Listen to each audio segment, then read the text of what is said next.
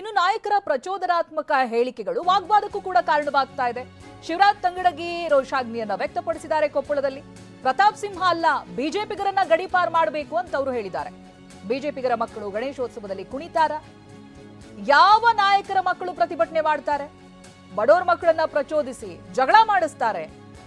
ಕೊನೆಗೆ ಅನಾಹುತಕ್ಕೀಡಾಗುವುದು ಹಿಂದೂಗಳ ಮಕ್ಕಳು. ಇದು ಸಚಿವ ಶಿವರಾಜ್ ತಂಗಡಗಿ ಕೊಟ್ಟಿರೋ ಹೇಳಿಕೆ. ಪ್ರತಾಪ್ ಸಿಂಹ ಗಡಿಪಾರು ಮಾಡ್ಬೇಕಂತ ಕೂಗ್ ಬರ್ತಾರೆ. ನಾನು ಹೇಳಕತ್ತೀನಿ, ಈ ಬಿಜೆಪಿ ಅಷ್ಟನ್ನು ಗಡಿಪಾರು ಮಾಡಬೇಕು.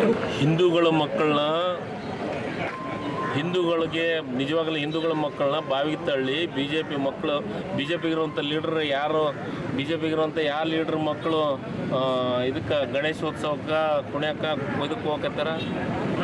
ಯಾವ ಬಿಜೆಪಿ ನಾಯಕ ಲೀಡ್ರ್ ಮಕ್ಕಳು ರೋಡ್ನ್ಯಾಗ ನಿಂತು ಪ್ರತಿಭಟನೆ ಮಾಡಕತ್ತಾರ ಹೇಳ್ರಿ?